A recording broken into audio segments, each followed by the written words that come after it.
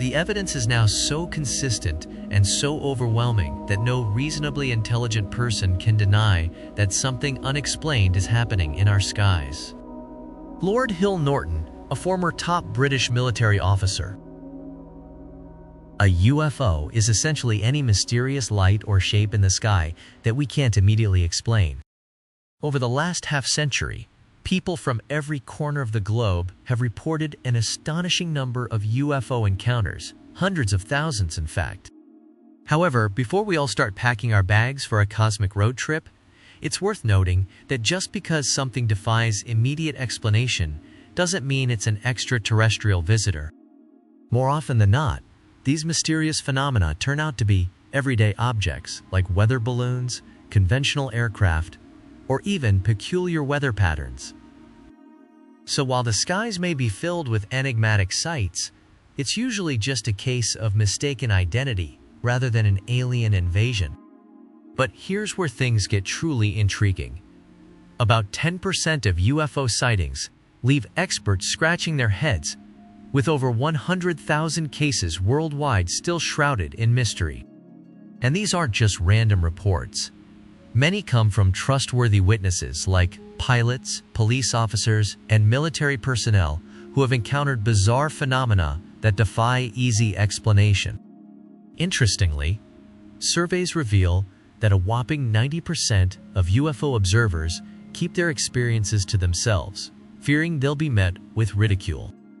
Of the brave souls who do come forward, between 5,000 and 10,000 report close encounters where they claim to have gotten an up-close look or even interacted with whatever was behind those elusive lights.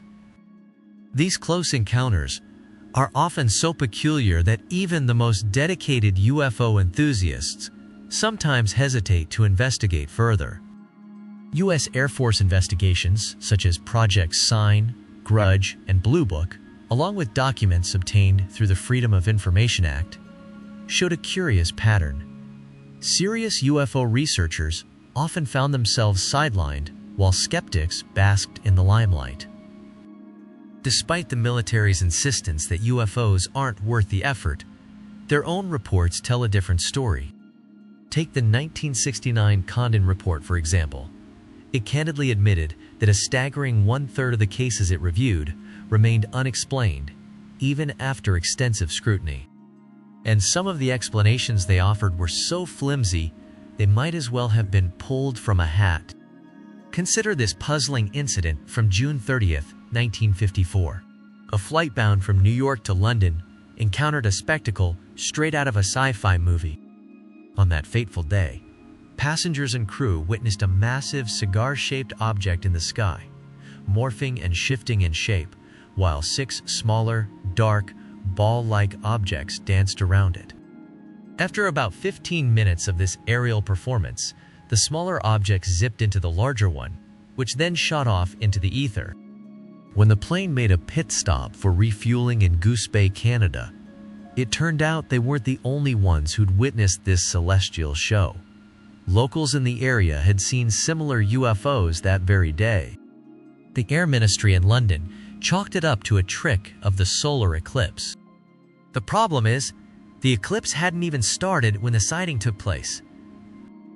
The 1969 Condon Report attempted to brush it off as a mirage, but even they admitted their explanation was as flimsy as a paper umbrella in a rainstorm. In the end, they threw their hands up and guessed it was some bizarre natural phenomenon no one had ever witnessed before or since. Then came a curious twist. After the Condon Report was published, all the project files mysteriously vanished, as if they were swept away by a cosmic broom. Edward Condon, the physicist who headed the study, was not one for half measures. He dismissed UFOs and anything paranormal as pseudoscience, and went so far as to suggest that those promoting such ideas should face serious repercussions. By the late 1960s, the Air Force had had its fill of the headaches and costs associated with Project Blue Book, their official UFO investigation. The Condon Report provided the perfect cover for shutting it down. But while Blue Book was winding down and slipping into history, another clandestine operation called Project Stork continued to operate behind the curtain. And whispers persist that top-secret UFO research might still be in play today. Some folks believe that the truth about UFOs is already known by the upper echelons of government. There are wild tales about the military recovering crashed UFOs, examining extraterrestrial bodies, and even striking secret deals with aliens. Rumor has it that the technological leaps of the past 50 years might have extraterrestrial origins. The Roswell incident of 1947 is perhaps the most legendary UFO tale ever told. It all kicked off with sightings of mysterious flying objects, followed by the discovery of some peculiar wreckage on a ranch. Initially, the military declared it was a downed flying saucer, but they quickly did a 180, claiming it was merely a weather balloon and some radar debris. For a while, Roswell faded into obscurity, but then the legend took flight, fueled by news stories and speculation. Many believe the military might be just as baffled by UFOs as the rest of us, but prefer to keep quiet rather than admit they're out of their depth. Scientist Jacques Vallée suggests the government might be hiding the fact that, despite spending billions on air defense, they're still scratching their heads about UFOs. And who knows? These UFOs might not even be spaceships at all. Sadly, the lack of serious public scrutiny from scientists and academics has left UFO research largely in the hands of enthusiastic amateurs. This often results in a mixed bag of research quality. As Jacques Vallée wryly observes, the field is teeming with people who think they've cracked the mystery and don't need to dig any deeper.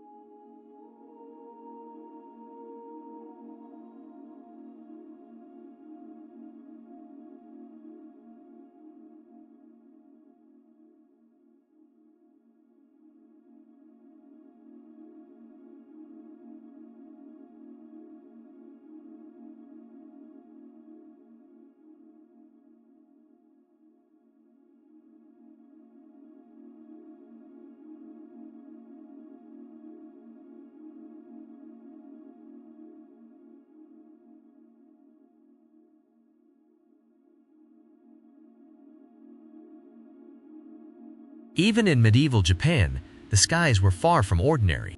On October 27, 1180, villagers witnessed a glowing object resembling a clay pot soaring from a mountain, leaving a brilliant trail behind it. Then, on September 24, 1235, General Yoritsime and his camp were treated to a dazzling display of lights swirling and dancing in the sky. The general's so-called experts tried to chalk it up to wind making the stars wobble, but their explanation left much to be desired. The strange sky phenomena were not confined to Japan. Across the sea in 1290, monks at Byland Abbey in Yorkshire, England, were alarmed by a round, flat, silver object cruising over their monastery, causing quite a stir among the holy men.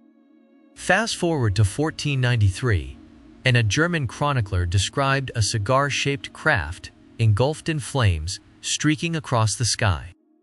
In the 16th century, the skies were anything but ordinary. In Nuremberg in 1561 and Basel in 1566, eyewitnesses reported massive tubes in the sky, from which spheres and disks seemed to burst out as if engaged in a celestial dogfight. On February 1, 1554, the renowned seer Nostradamus described an astonishing spectacle. A blazing fireball shaped like a burning rod or torch streaked across the sky. This fiery giant, as large as a football field, blazed through the heavens, trailing sparks and flames in its wake. The roaring noise it produced was so thunderous, it rattled the trees as if a storm had rolled through. After about 20 minutes of this dramatic display, the fiery rod made a dramatic U-turn and zoomed off toward the sea. On August 1663, a Russian monastery witnessed a colossal fireball, about 140 feet wide, appearing in the sky. This blazing orb cast two beams of light as it drifted majestically over a church and toward a nearby lake. The fireball made 3 dramatic appearances over several hours, even singeing some fishermen who were unfortunate enough to be on the lake. On December 5, 1737, an astronomer in Sheffield, England, observed a dark red cloud with a brilliant object glowing beneath it. This mysterious object emitted intense beams of light that danced and shimmered, radiating so much heat that the astronomer felt the burn from afar.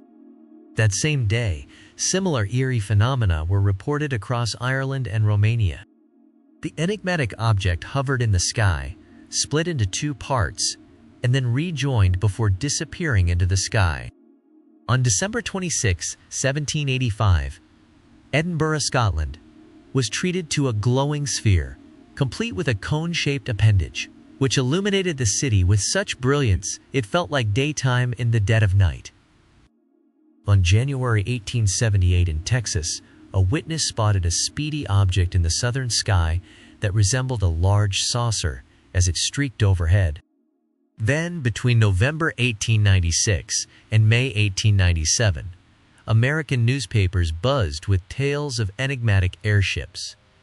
6 years before the Wright brothers took to the skies. These mysterious craft were described as cigar-shaped machines and mechanical birds with colossal flapping wings. Between 1904 and 1905, villagers in Wales were captivated by a series of enigmatic glowing orbs and mysterious lights streaking across the sky. The locals were convinced these celestial phenomena were divine signs tied to a sweeping religious revival, a kind of heavenly endorsement of their spiritual awakening. Then, in 1909, the world went wild over sightings of sleek, torpedo-shaped airships buzzing across Great Britain, the US, New Zealand, and Australia.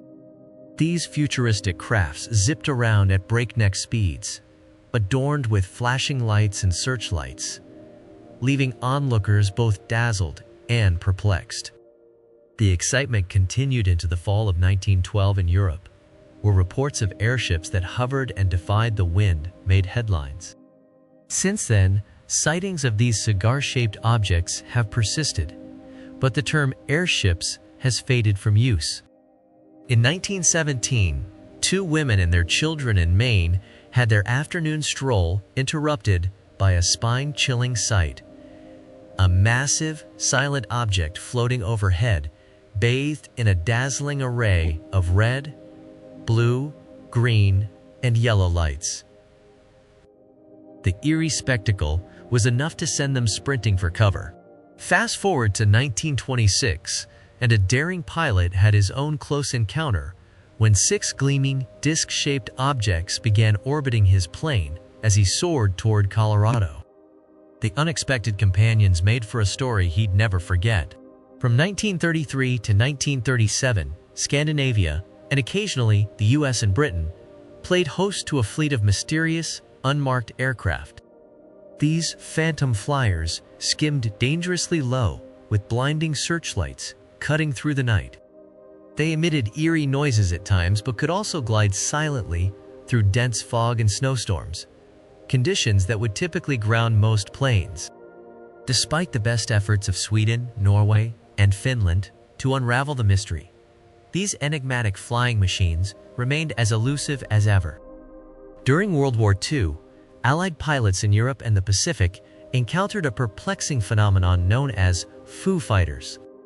These eerie, glowing orbs, often orange and sometimes disc-shaped, would flit around their planes, either following them or buzzing playfully nearby. At first, pilots suspected these lights were some sort of secret enemy technology, but the lights never displayed any hostile behavior. German pilots, too, reported seeing similar lights, assuming they were Allied gadgets.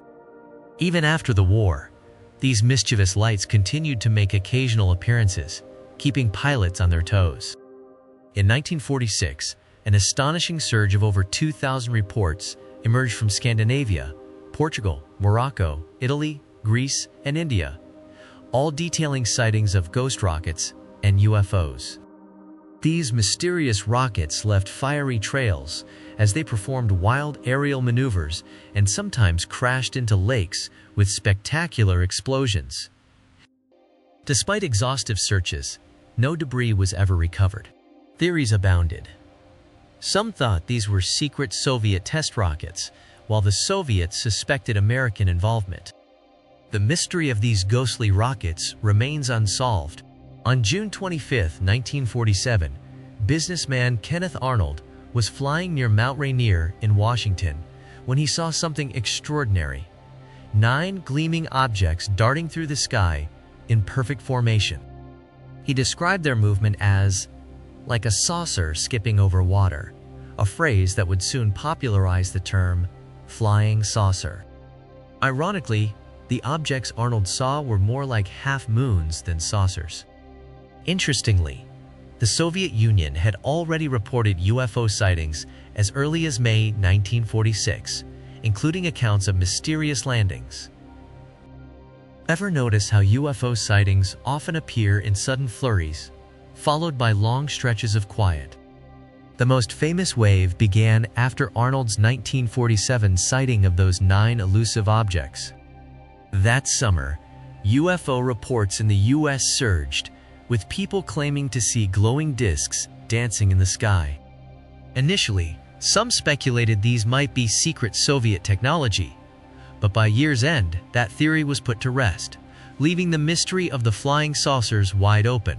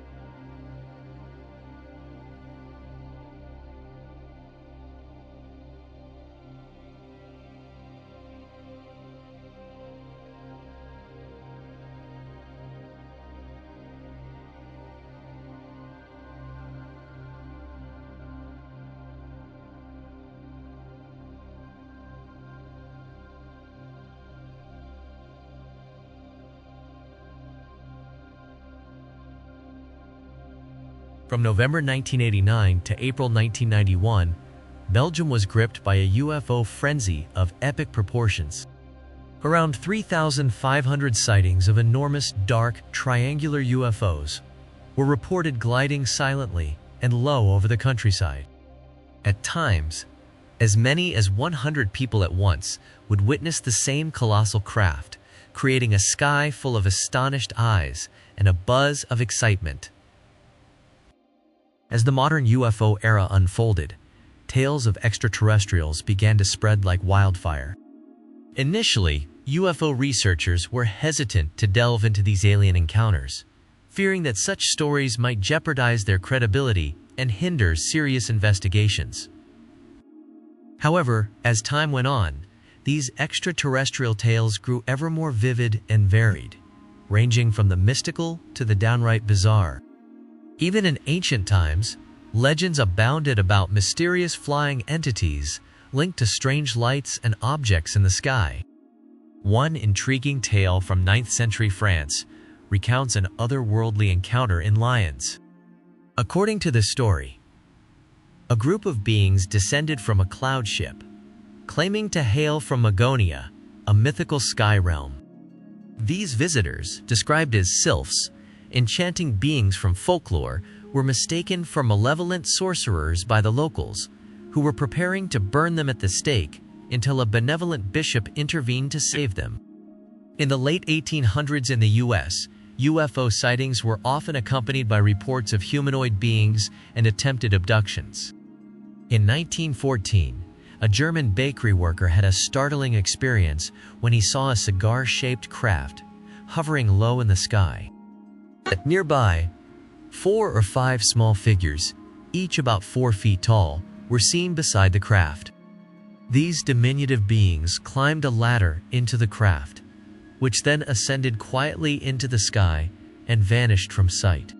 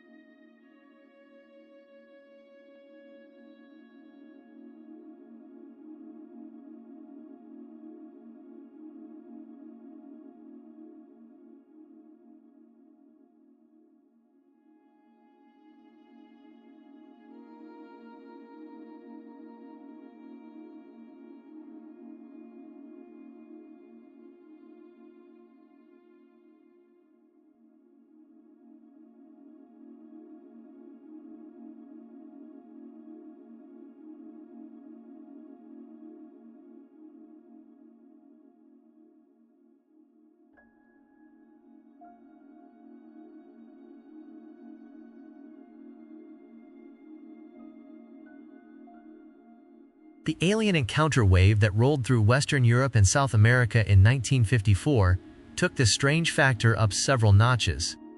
Gone were the days of friendly space brothers and their warm, peace-promoting messages. Instead, these extraterrestrials were often described as short, sometimes hostile, and equipped with eerie beams of light that could paralyze anyone who got too close. They were frequently seen scooping up samples of rocks, soil, or water, leaving behind a trail of bewildered witnesses and mounting curiosity.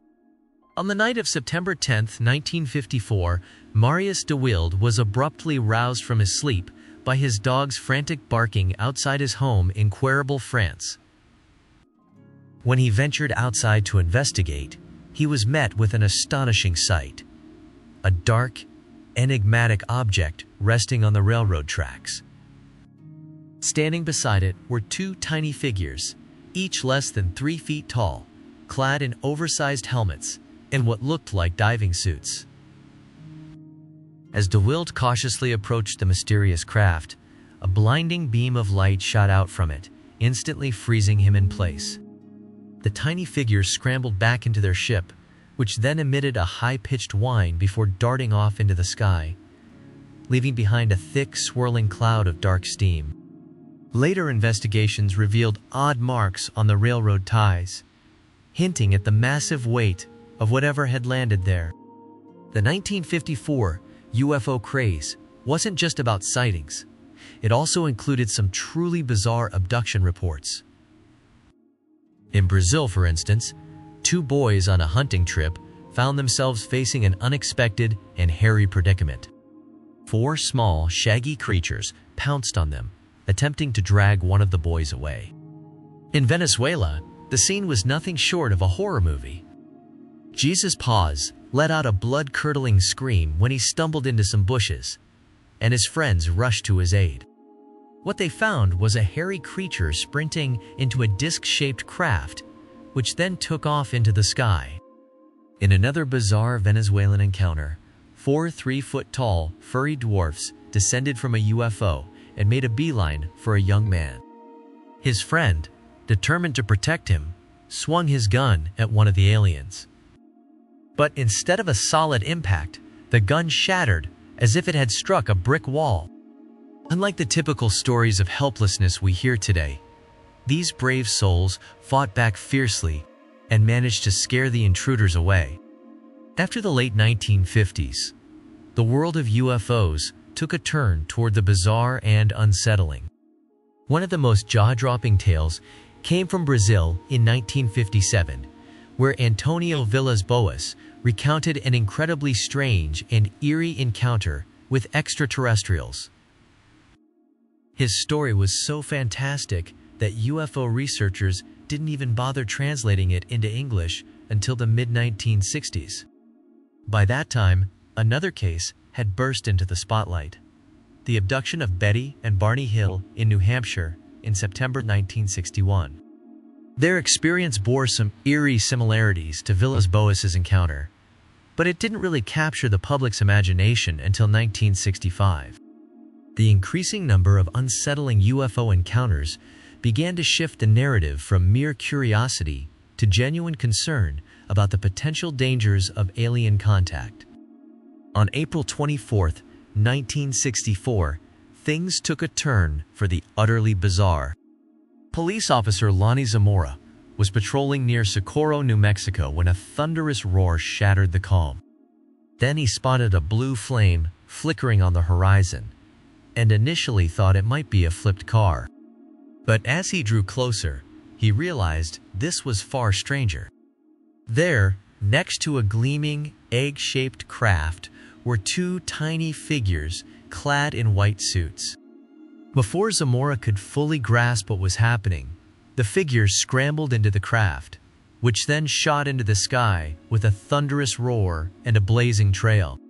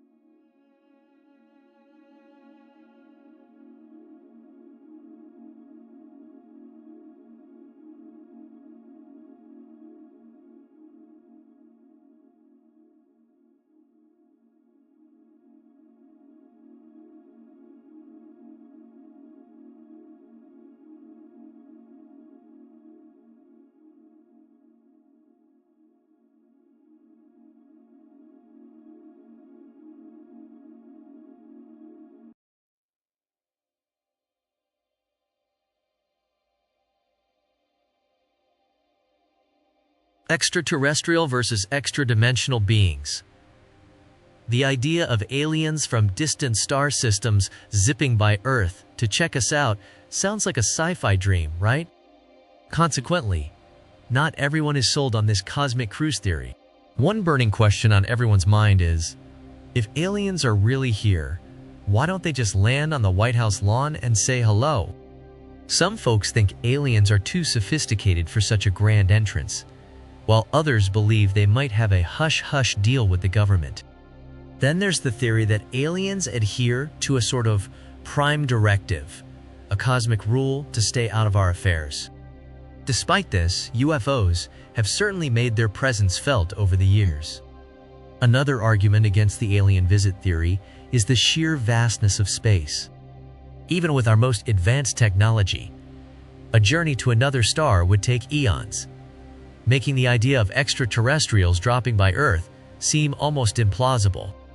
But hey, who's to say? Advanced alien civilizations might have technology that's light years beyond our wildest dreams. While science currently tells us that faster-than-light travel is a no-go, future breakthroughs could flip that script entirely. Then there's the intriguing question of what aliens might actually look like, or if they'd even have emotions like ours. Some theorists believe that the human shape is so practical, it could be a common design across the galaxy.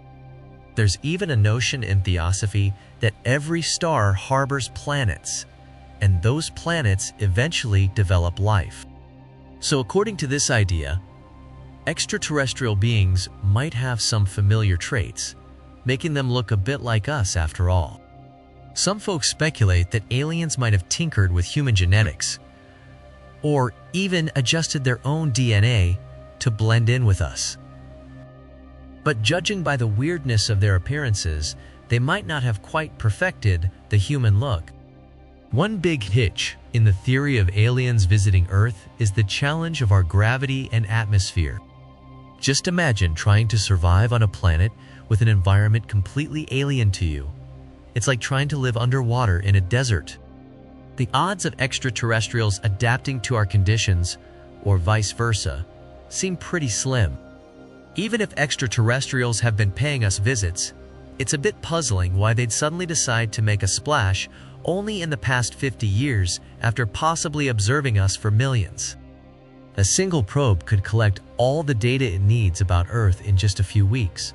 So why the dramatic sightings and cryptic behavior now? And let's not forget the dizzying variety of UFOs and their inhabitants.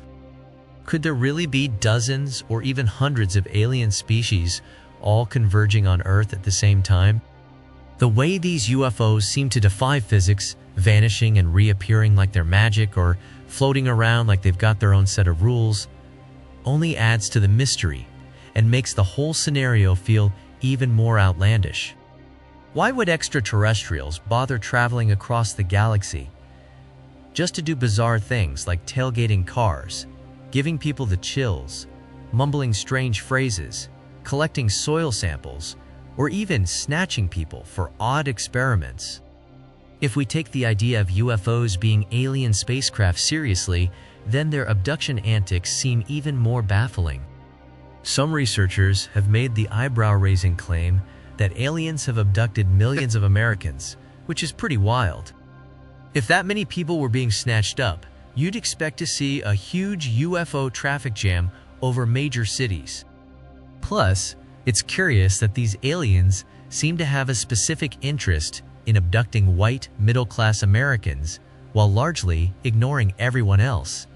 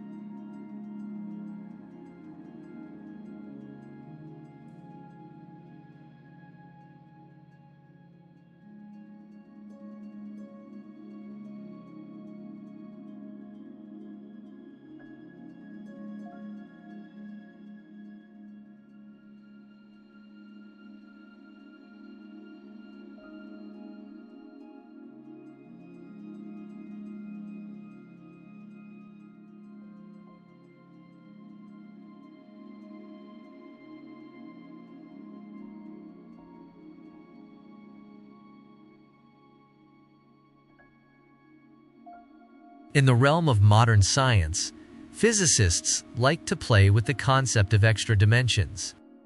M-theory, for instance, proposes that there are 7 additional spatial dimensions so tiny we can't even perceive them. But here's the catch. These dimensions remain theoretical and unproven.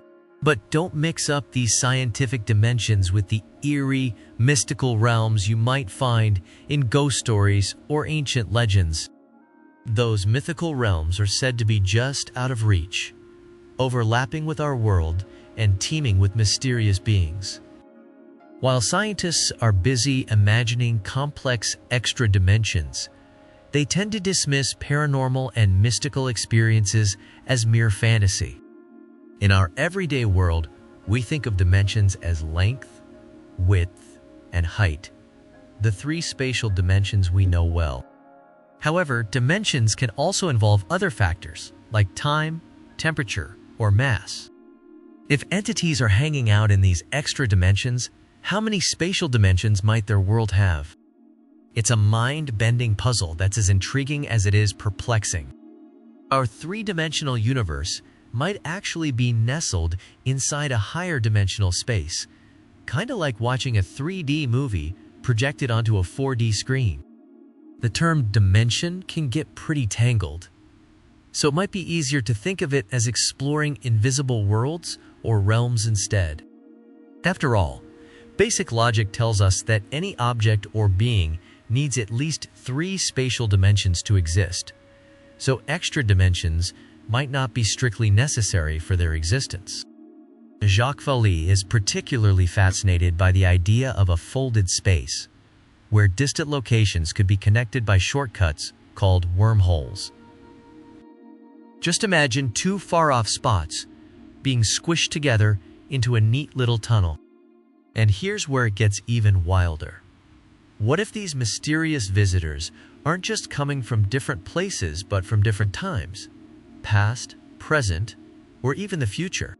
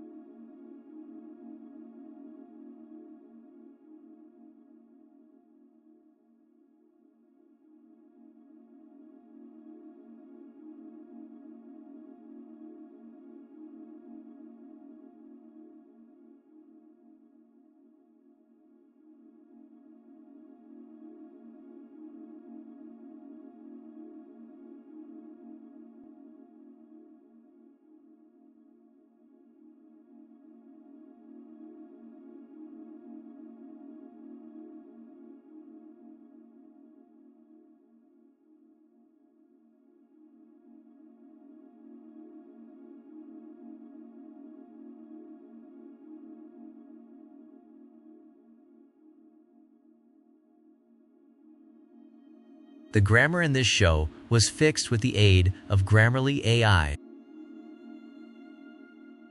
Thanks for watching. Subscribe, like, and of course, share wherever you can.